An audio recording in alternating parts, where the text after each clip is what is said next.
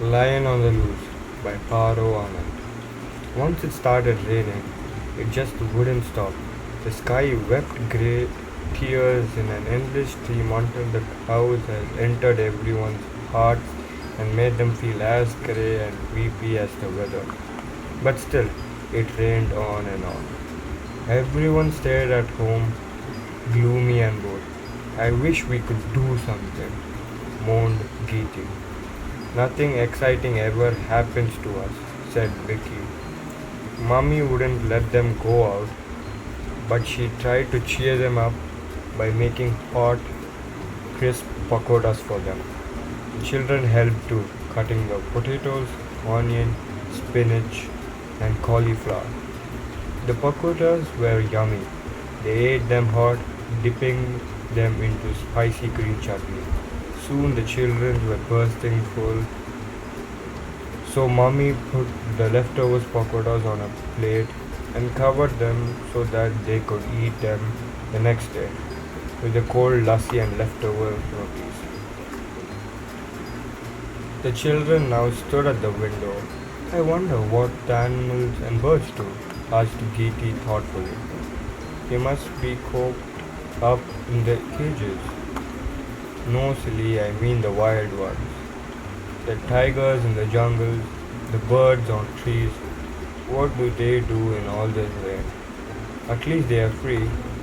Think of the animals in the zoo. How awful of them. And it was true. The animals in the zoo were worried and irritable. The wetness was terrible for the creatures, big and small. The more it rained, the more everything filled up with water.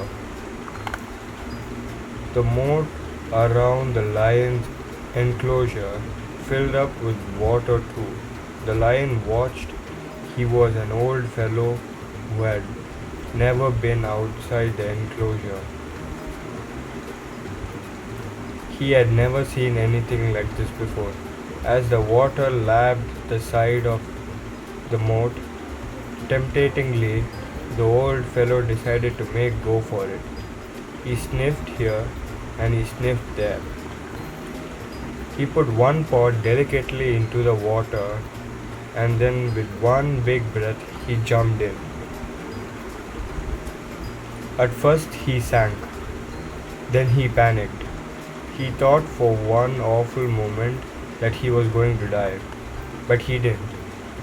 His mighty head popped up and he paddled along until he could feel the wall just under his chin. Putting his big paw on the wall, he halved himself with a "Dum laga khair hoi sha," and then he was out and free, free to walk around the world just as he had seen hundreds of people do. Now he, the mighty Raja, was going to have the adventure of a lifetime. No one saw him, for it was night and all the zookeepers were fast asleep. Lion walked out, king of everything he saw.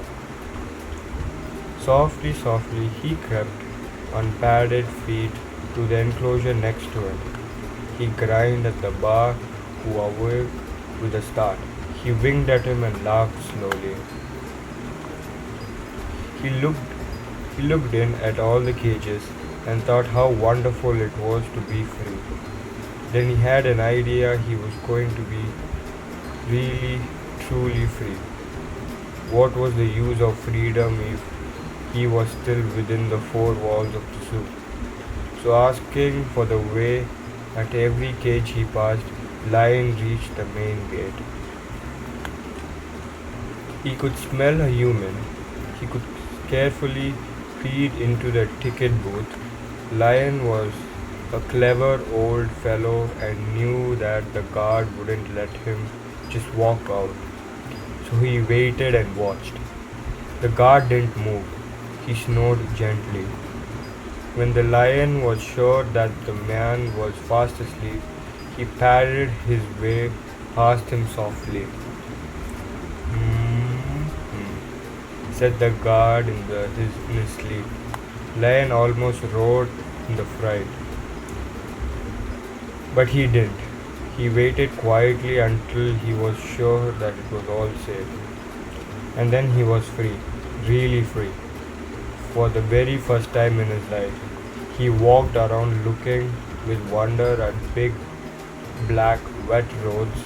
He stared up at the high buildings and he sniffed at the people huddled up, asleep, in the driest corners that they could find.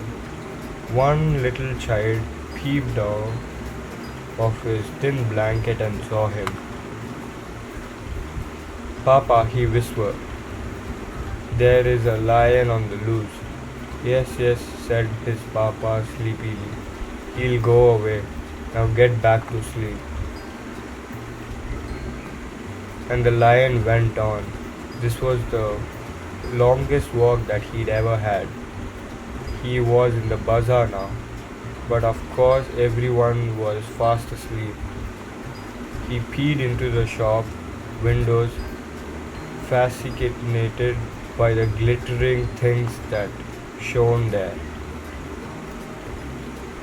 He walked on and on, until he was one very wet, hungry and tired lion, now suddenly caught the smell of a yummy fried pakoras. He had never smelled anything so warm and so warmingly inviting. Sniff, sniff, sniff. He found the window to Geeti and Vicky's room open.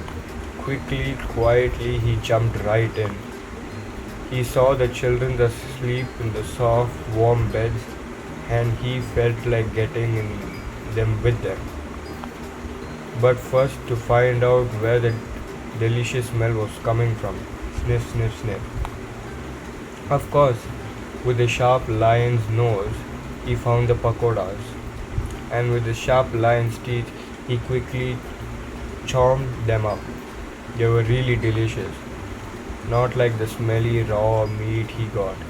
He loved the crispy pakoras. He licked the plate clean.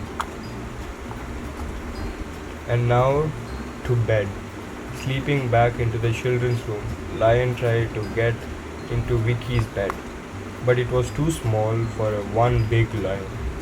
Then he tried to snuggle into Geechi's bed, but it was too small for one big lion, so he crawled under the bed and found it wonderful cozy right there for one big lion. Soon he was fast asleep.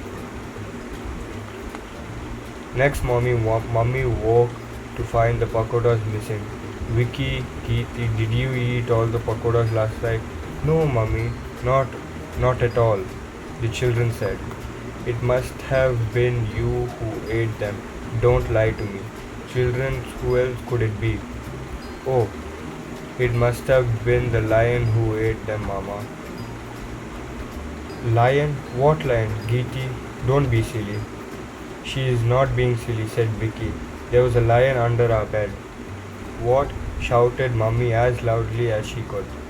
She rushed right away to look for the lion under the children's bed. She looked, but there was no lion there. Oh, children, she said crossly, you gave me a fright.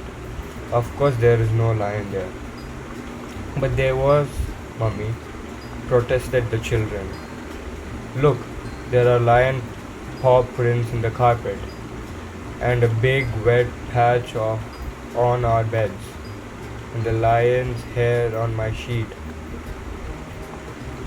Mummy had to believe them then, but try as they might, they couldn't find the lion anywhere. And do you know why? The lion had a good snooze and decided to get back to his cage before there was any fuss.